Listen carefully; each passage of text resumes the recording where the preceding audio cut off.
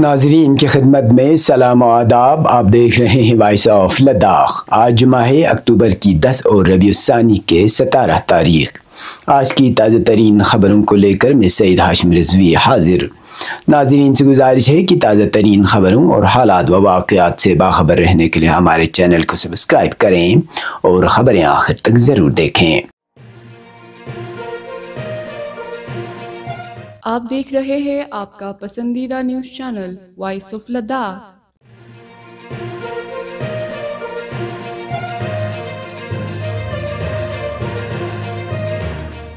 Union territory Ladakh کے chief secretary doctor Pawan Kotwal کی صدارت میں اپیکس باڈی لیہ کے ارکان اور مختلف مذہبی، سیاسی و سماجی نمائندوں کے ساتھ ہوئی اہم میٹنگ کے بعد ضلع لیہ میں جمعرات کی شام 6 بجے سے انٹرنیٹ خدمات بحال کر دی گئیں۔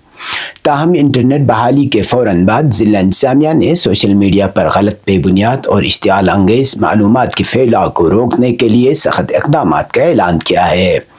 انتظامیہ کے مطابق اقدامات ضلع میں امن و قانون کی صورتحال کو مستحکم رکھنے اور کسی بھی قسم بد امنی کو روکنے کے لیے اٹھائے گئے ہیں۔ ذرائع کے مطابق ڈپٹی کمشنر لیہ رومل سنگھ ڈونگ کی جانب سے جاری حکم نامے میں واضح کیا گیا ہے کہ جو بھی شخص ضلع لیہ کے حدود میں افواہیں، غلط خبریں یا غیر مصدقہ معلومات پھیلانے میں ملوث پایا گیا، اس کے خلاف بھارتیہ ناگرک سرکشا سنہتا کی دفعہ 163 کے تحت سخت قانونی کارروائی کی جائے گی۔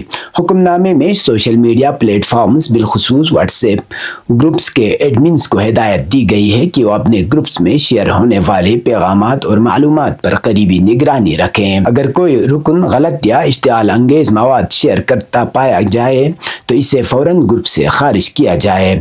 مزید یہ کہ گروپ ایڈمنز کو اپنے گروپس کو ایڈمن موڈ پر رکھنے کی ہدایت دی گئی ہے تاکہ غیر ضروری یا مشکوک پیغامات کی ترسیل روکی جا سکے۔ ڈپٹی کمشنر نے واضح کیا کہ اس حکم کی خلاف ورزی کرنے والے افراد کے خلاف سخت ترین قانونی کارروائی عمل میں لائی جائے گی۔ یہ ہدایت عوامی تحفظ، امن و امان اور سماجی ہم آہنگی کو مد نظر رکھتے ہوئے جاری کی گئی ہے، جو فوری طور پر نافذ العمل ہے اور آئندہ 2 ماہ تک مؤثر رہے گی۔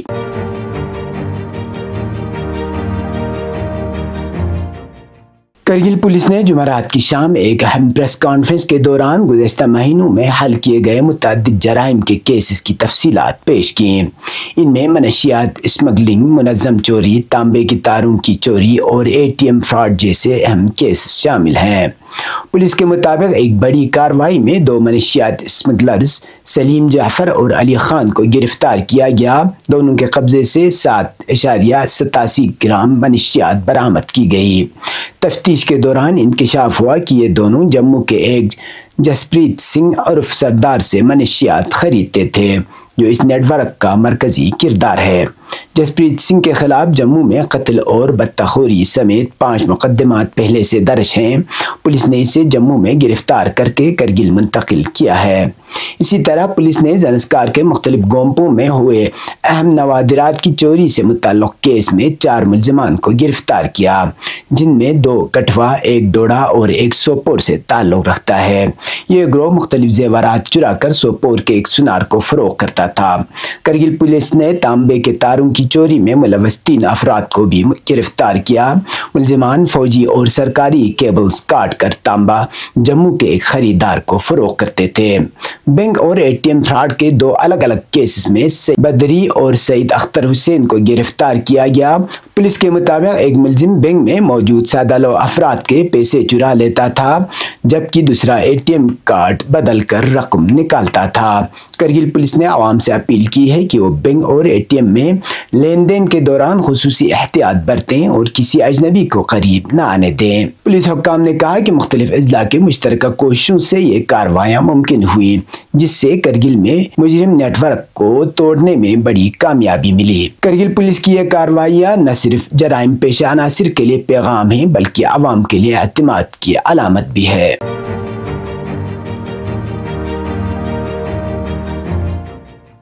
یونین ٹیریٹری لداخ میں امن و استحکام کی مکمل بحالی کے ساتھ معمولات زندگی بحال ہو گئے ہیں۔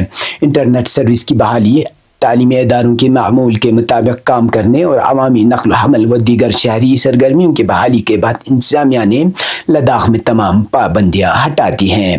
لیفٹیننٹ گورنر شری کویندر گپتا نے جمعرات کو ایک اعلیٰ سطحی سیکورٹی جائزہ اجلاس کی صدارت کرتے ہوئے یونین ٹیریٹری میں امن و امان کی بحالی پر اطمینان کا اظہار کیا۔ انہوں نے سول و پولیس انتظامیہ، سیکورٹی فورسز اور عوام کے باہمی تعاون کو سراہتے ہوئے کہا کہ لداخ کے عوام نے حالیہ چیلنجز کے دوران صبر، برداشت اور اتحاد کی اعلیٰ مثال قائم کی ہے۔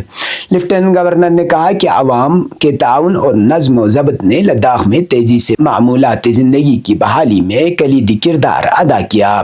انہوں نے کہا کہ لداخ کے لوگ ہمیشہ سے ملک کے محب وطن شہریوں میں شمار ہوتے ہیں جو قومی مفادات کے تحفظ میں ہمیشہ پیش رہے ہیں۔ لیفٹیننٹ گورنر نے عوام سے اپیل کی کہ وہ ترقی و خوشحالی کے سفر میں بھرپور حصہ لیں اور نئی توانائی کے ساتھ لداخ کی تعمیر و ترقی کے لیے کام کریں۔ انہوں نے کہا کہ انتظامیہ تعلیم، صحت، بنیادی ڈھانچے اور روزگار سمیت تمام شعبوں میں متوازن ترقی کے لیے پرعزم ہے۔ بالخصوص نوجوانوں کے بااختیار بنانے اور پائیدار سیاحت کے فروغ پر خصوصی توجہ دی جا رہی ہے۔ لیفٹیننٹ گورنر نے یقین دلایا کہ انتظامیہ عوامی خدشات کے ازالے اور شفاف و عوام دوست طرز حکمرانی کے لیے پوری طرح پرعزم ہے۔ اجلاس میں chief secretary doctor Pawan Kotwal, director general police doctor S D Singh Jamwal, D I G CRPF، deputy commissioner Leh, senior superintendent of police Leh سمیت دیگر اعلیٰ افسران نے شرکت کی۔ لیفٹیننٹ گورنر نے متعلقہ افسران کو ہدایت دی کہ وہ قریبی رابطہ برقرار رکھیں، ہم آہنگی سے کام کریں اور علاقے میں پائیدار امن اور عوامی سہولت کے تسلسل کو یقینی بنائیں۔ پیش ہے قومی اور بین الاقوامی خبریں۔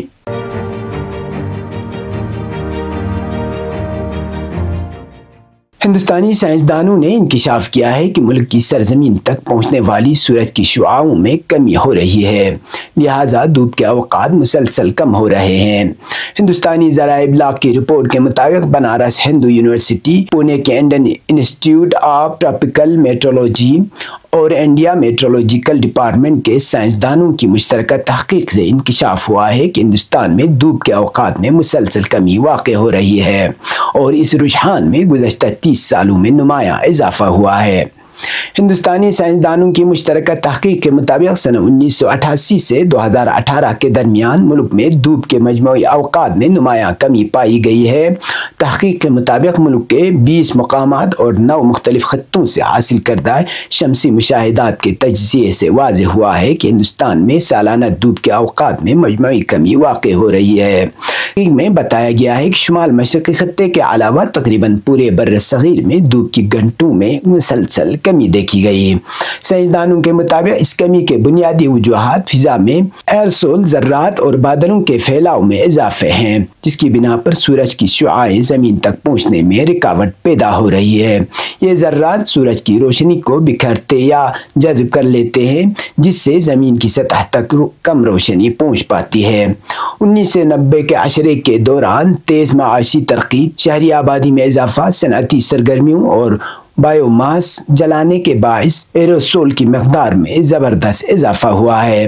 ماہرین کے مطابق یہ رجحان صرف ہندوستان تک محدود نہیں رہا بلکہ چین اور جاپان میں بھی اس طرح کی تبدیلیاں دیکھنے میں آئیں۔ البتہ ان دونوں ممالک نے اس مسئلے کے حل کے لیے مؤثر اقدامات انجام دیے۔ تحقیق میں یہ بھی بتایا گیا ہے کہ ایروسول کی زیادتی بادلوں کی ساخت پر اثر انداز ہو رہی ہے۔ سائنسدانوں کے مطابق جب فضا میں ایروسول کی مقدار بڑھ جاتی ہے تو بادلوں کی چھوٹی بوندیں زیادہ بنتی ہیں، جس سے بادل دیر تک برقرار رہتے ہیں اور سورج کی شعاعوں کو زمین تک پہنچنے سے روکتے ہیں۔ یہ عمل شمسی تابکاری اور روزانہ دھوپ کے اوقات میں کمی کا سبب بنتا ہے۔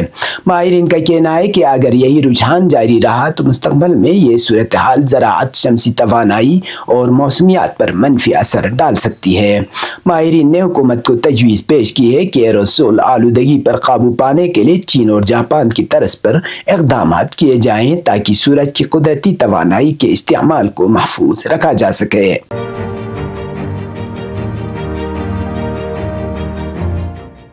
फिलिपाइन के मंडानाओ इलाके में जुमे की सुबह एक ताकतवर जिलजिला आया। रेक्टर स्केल पर इसकी शिद्दत 7.3 के करीब बताई गई है। जिलजिले का मरकज ज़मीन से 10 किलोमीटर की गहराई में था। शदीद जिलजिले के बाद सुनामी की वार्निंग जारी कर दी गई है। मुकामी साइंस एजेंसी फ्यूलिक्स ने यह इंतबाह जारी किया। साहली बाशिंदों को फौरी तौर पर नकल मकानी का मशवरा दिया गया है। समंदर में जाना भी मना है। अभी तक किसी जानी नुकसान की इतला नहीं है। जिलजिले के झटके महसूस होते ही लोग घरों से बाहर निकल आए। फिलिपाइन का यह इलाका इंतहाई हसास समझा जाता है और अक्सर जिलजिलों की जद में रहता है। मुकामी इंतजामिया को जिले की इत्तला मिलते ही टीमों ने रेस्क्यू और रिलीफ ऑपरेशन शुरू कर दिया। अस्पतालों, सड़कों और मुतासिरा इमारतों को तरजीह दी जा रही है। फिलिपाइन के सिस्मोलॉजिकल ऑफिस ने कहा कि अगले 2 घंटों में मुल्क के बहर अल काहिल के साहिल के साथ 1 मीटर लहरों की तवक्को है। बहर अल काहिल के रंग ऑफ फायर के साथ वाक़ होने की वजह से फिलिपाइन अक्सर जिले की सरगर्मियों का तजुर्बा करता है। वाज़ेह रहे कि इससे कबल फिलिपाइन में मंगल 30 सितंबर को जिलजिला आया था। रेक्टर स्केल पर जिलजिले की शिद्दत 6.9 रिकॉर्ड की गई थी। जिलजिला इतना शदीद था कि इससे पत्थर और कंक्रीट के इमारतों को नुकसान पहुंचा था। हलाकतों की तादाद 60 तक पहुंच गई थी, जबकि जख्मियों की तादाद सैकड़ों बताई जा रही है।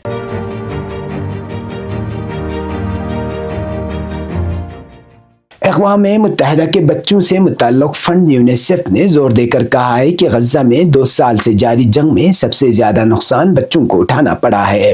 यूनिसेफ के तर्जुमान ने जेनेवा में एक प्रेस कॉन्फ्रेंस में कहा कि तकरीबन हर 17 मिनट में एक बच्चा जाँ बहक या माजूर हो जाता है और ये आदाद व शुमार नाकाबिल कबूल और दिल दहलाने वाले हैं। उन्होंने गज़ा पर सियोनी हुकूमत की जारियत को 2 साल पूरे होने पर प्रेस कॉन्फ्रेंस से खिताब में ताकीद के साथ कहा कि बच्चे शदीद तरीन जिस्मानी व नफसियाती नुकसान बर्दाश्त कर रहे हैं। वो बारहा यतीम या दरबदर हो रहे हैं और इन्हें ऐसी वहशत का सामना है जिसे किसी और बच्चे को बर्दाश्त न करना पड़े। यूनिसेफ ने इंसानी हमदर्दी तक रसाई पर बार बार पाबंदियों की बाबत भी खबरदार किया। यूनिसेफ के तर्जुमान ने इस बात की जानिब इशारा करते हुए कि गज़ा में हर 5 बच्चों में से 1 बच्चा नाक़िस पैदा हो रहा है, कहा कि हम ऐसे बच्चों की बात कर रहे हैं जो जिंदा रहने के लिए ऑक्सीजन मास्क इस्तेमाल करते हैं। ये थे अब तक की खबरें। इसी के साथ मुझे और मेरे साथियों को दीजिए इजाज़त। अल्लाह हाफिज़।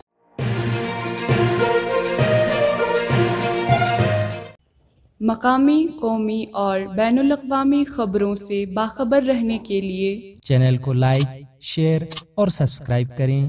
साथ ही बेल आइकन दबाना न भूलें।